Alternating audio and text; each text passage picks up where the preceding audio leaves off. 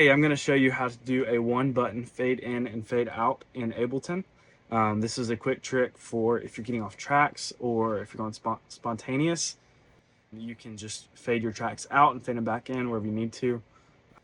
Yeah, let's get into it. So in the session here, I've got the song All Hail King Jesus loaded up.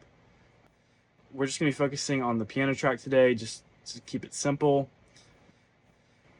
This is my typical session layout. I usually got a little bit more going on with MIDI, and I've got more return tracks, but we're just focusing on piano today.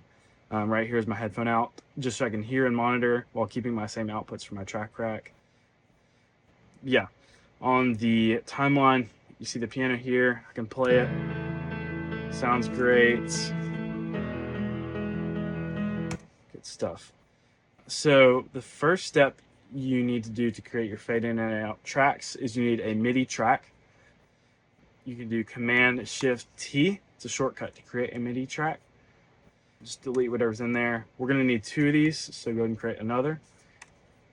Go ahead and name your first one Fade Out, and your second one Fade In. Turn off these settings. I'm just going to set this to channel 1 for now.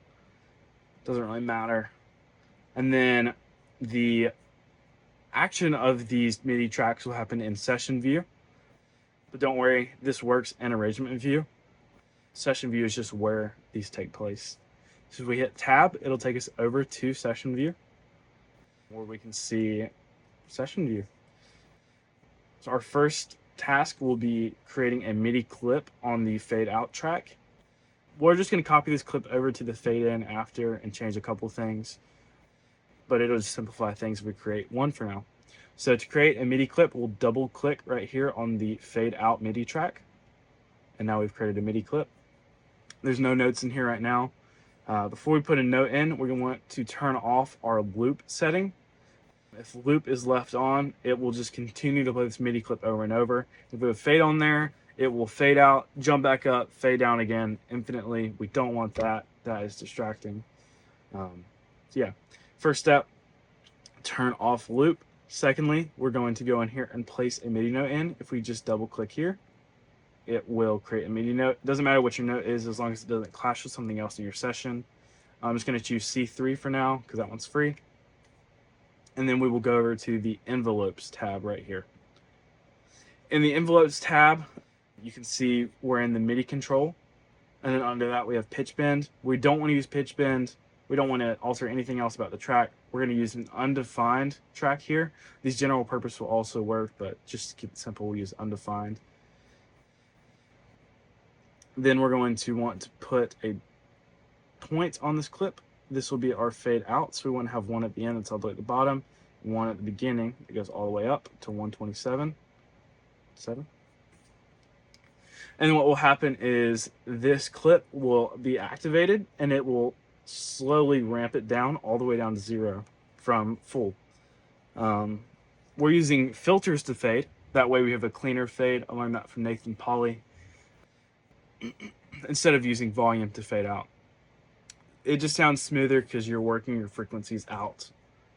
And it just sounds smoother. I don't know why.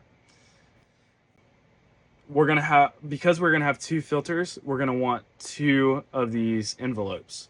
So we're gonna go back here where it says undefined. We're on 20 right now. We're gonna open up 21 and do the opposite.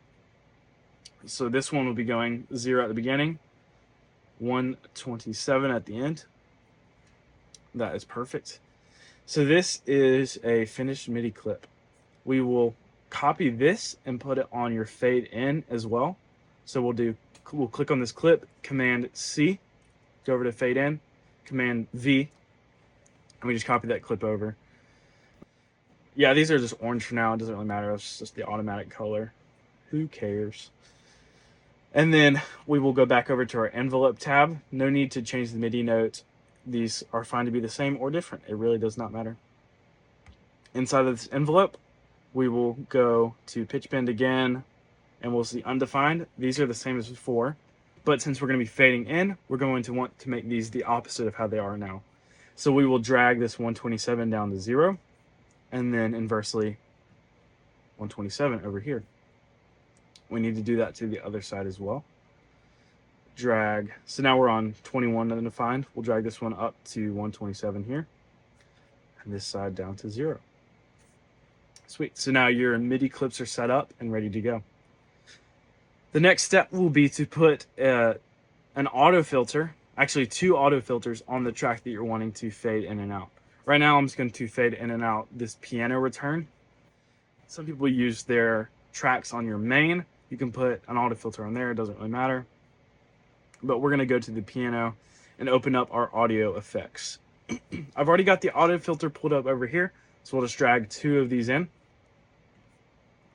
Doesn't really matter how these are set right now. We actually need to move these to 12 and then set these flat here. And then these are ready to go. We need to link the MIDI of these. These doesn't really matter where these are right now. We'll make a minor change in a second, but we need to link our MIDI clips to the frequency of our auto filter. So the way we're going to do that is we're going to create a keybind for these 2 tracks. To do that, we will do Command K to open up our key mapping window. We will click on the MIDI clip itself, not the track, the clip. We will click F. That's just the key that I'm using. I'm actually going to turn off my caps lock and set it to a lowercase f. This is just the key that works best for me. If you want to use a different key, that works perfectly fine. And then we'll set that also to our other clip. So it'll be the same key for both clips. You might wonder, if these activate at the same time, what's going to happen? You're right, there's a workaround for that in a little bit. I'll show you. For now, we're going to turn off our fade in track right here, just so we can focus on this for our MIDI mapping. Again, our key is set to F. And to open up your key mapping, hit Command K. Back to the piano track, I'm going to close my Finder just so we can see a little better. Back to the piano return track, we will set this filter to be automated by our MIDI through MIDI mapping. Same as key mapping, just for MIDI. So we'll do Command M. Click on filter frequency. We can see that it highlights down here and it's ready to receive a MIDI signal. So now that we set our keybind to F up here, when we click the F key, it will trigger that MIDI clip to go off and it will receive that MIDI signal. So if I click F now, see it just popped up, track's playing, don't worry about that. And we'll do that for this filter as well. It's not completely set up now. Here, I'll show you what's wrong with this first. If we click F, we can just see these filters are just going to move together. We don't want that. What we actually want... Oh wait, I forgot to set this as a high pass instead. But still, we don't want them to move together because we're just going to fade out all of our frequencies. Yeah, make sure you set this to a high pass so it moves in opposite direction to each other. The next step will be to open up our MIDI map. And then our Finder, we need this open to see what's inside of our MIDI map. And we will actually take this first frequency and set our minimum. We're going to drag this slider over to 19.9. We're going to drag this other slider down to 26 Hertz. Perfect. And then we're going to close our MIDI map. Now these filters are actually good to go as a fade out. Now we need to create the fade in. Click this now. Piano back up. You can see these actually already do fade in, so that's already set up. The way you activate these clips separately is we're going to set the key of F to turn both of these channels on and off in unison. So you see we've got one channel off, one channel on. That means it's just going to be a flip-flop gate when you click the F key. So we're going to do Command K again to open up our key map. We're going to set the key map for each channel to F. So F will be flipping these channels on and off as well as activating both MIDI clips at the same time. We can close our key map. And now our fade in and out is set up. We can go back to arrangement view.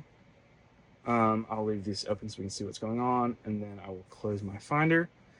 These are big and ugly, so I like to make these as small as possible, and then I will highlight them both and put them in a group. It doesn't affect the way they work. I just use it to clean up my session, and then I'll just make it white for now. Doesn't really matter the color. And you can see if we have our piano track playing, we've got audio coming through. Say we get off tracks, we just click the F key. It will filter fade out the piano. And then we say we want to get back on tracks, we'll jump somewhere else. We'll let it play. And then we will fade the tracks back in by clicking F again. And they're back open, ready to be used. Thank you so much for watching this video. Let me know if you have any questions. Just wanted to show you this quick little trick I figured out. Thank you guys.